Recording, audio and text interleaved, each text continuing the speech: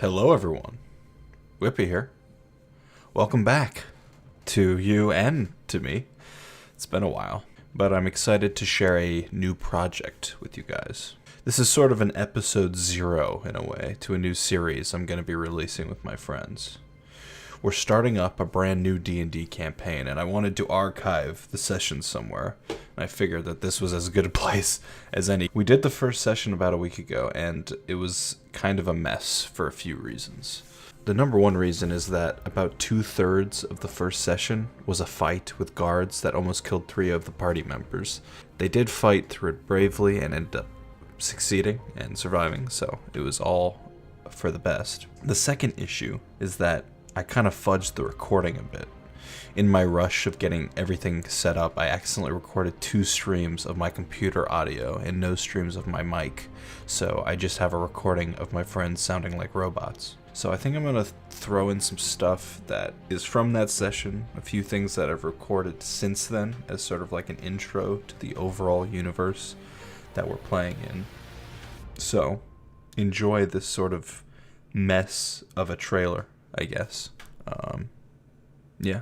The campaign setting is D&D, so like 5e rules, but it is sci-fi, so this is the intro to the galaxy of the Omega Asteria.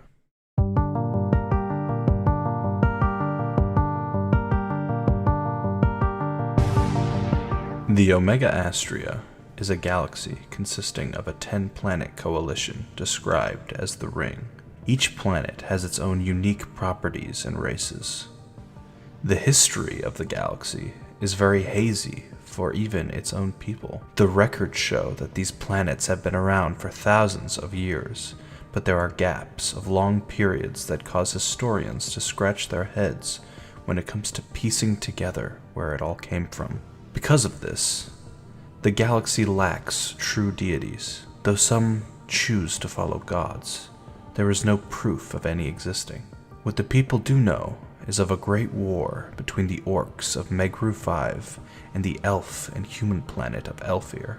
This war began nearly 100 years ago and forced other planets in the system to pick sides in order to survive. The alliance of Elfir, the animal humanoids of Vegorok, the elemental monks of Flux, and the water planet of Tidronus formed together as the true prophets with one goal: to free the galaxy of the tyrants of Megru. The orcs allied themselves with the fallen angels of Isfarel, the military masterminds of the Gith planet Genlaris, and a group of rebelled robotic soldiers. This side was titled the Corrupt Legion. The war lasted decades. Then, 11 years ago, something began to happen. More AI mechanical beings became feral and started lashing out at their organic masters. Soon, there was a third faction in the war with enough inside information and rebuildable forces to wipe out the entire galaxy. Elfir's leader at the time, John Adrian, wanted to keep the assault on Megru the main priority, but the young people were adamant on electing a new leader, an elf named Vanril Panalor, who ran on creating a peace pact with the Corrupt Legion to stop the robot invasion before it destroyed all of organic life. Vanril won his election and created the peace treaty just in time. Though there was still battle and great loss, the combined forces of the Ring fought back the robots to complete extinction. Now is a time of peace and trying to restore the galaxy to what it was before, if the people of the Ring can ever discover what that was.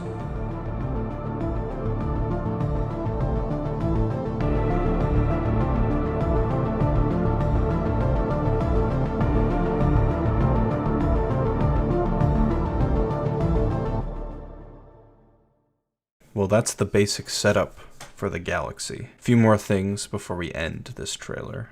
I'm going to introduce their characters, and then I'm going to sort of catch you up on what happened in the first session, though there's not much to go over, I'll say that.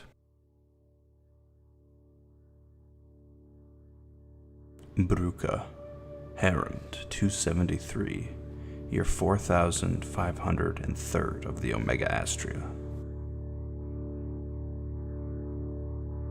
Picture in your mind a blinding blue light, the hottest flame you ever felt, but also immense arcane energy.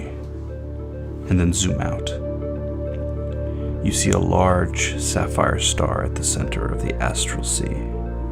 The power you felt was from Hydros, the sun of the Omega Asteria, a symbol of light in a galaxy that has seen much darkness. We then pan slightly to the right and see quite far in the distance a gray planet with similar look to our moon, Zocral Prime, the home of the Goliaths and Deep Gnomes. As we get closer, we see the surface of a rocky planet where different settlements and towns run by the natives are living out their lives in peace. Our view remains of a Goliath village. A young boy, taller than a human child, with gray skin and white tattoos, chases after a small rock-like creature. When he is focused on this moment of joy, he doesn't realize a man has stepped out in front of him, and the boy accidentally collides with this figure's legs. The kid looks up with guilt in his eyes and sees the chieftain, who has exited his hut and is pointing towards the stars. That is when we all see it. A large, flaming object barreling down out of the sky. This bright ball of fire sprinkles into many pieces and crash lands with an explosion somewhere in the distance of the dusty rock wasteland. Suddenly, all of the Goliaths gather to hold hands and recite a long-forgotten tribal psalm. Ruka, flame Bruka, bring Duruka, si Kruka. Bruka, sieged, 277, year 4503 of the Omega Asteria.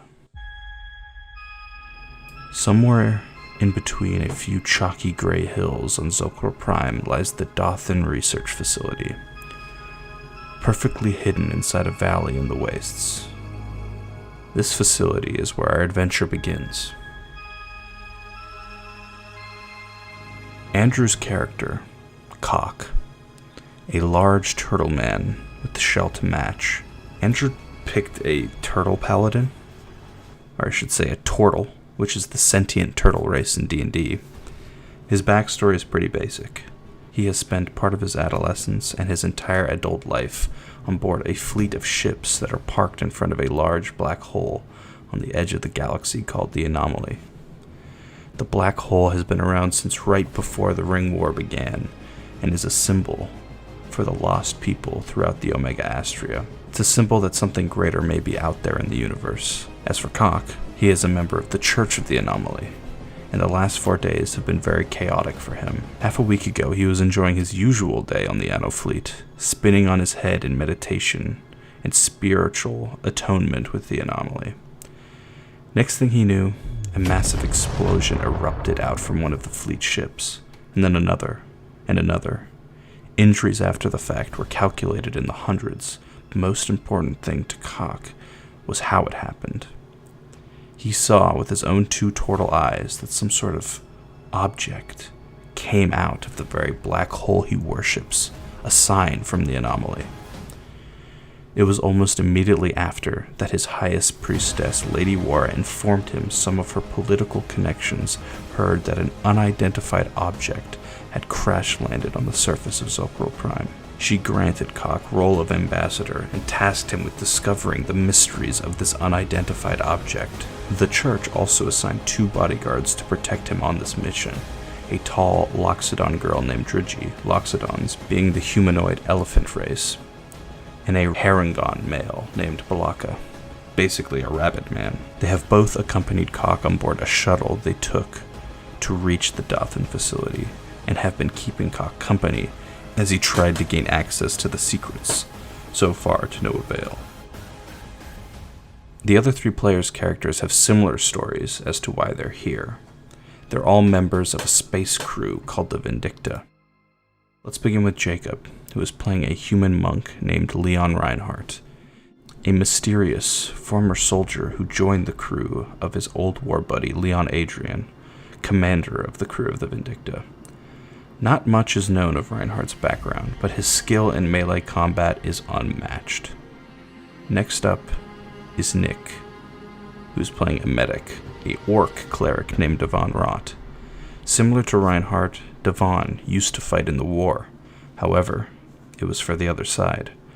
Growing up a native to Megru 5, Devon has seen nothing but battle and violence his whole life. So when peace was formed throughout the galaxy, Devon took the chance to dip from his home world and join up with the famous crew of the Vindicta as their highly skilled field medic. Now, last but not least, the newest addition to the crew of the Vindicta, William's shadowy tabaxi rogue, codenamed Erebus. A tabaxi is essentially the Khajiit from Skyrim, the cat people. Erebus is mostly an unknown commodity for the Ring intelligence, however, he has great reviews on his homeworld of Vegorok. His skill as a silent spy or a quiet assassin would be welcome in any crew in the Omega Asteria.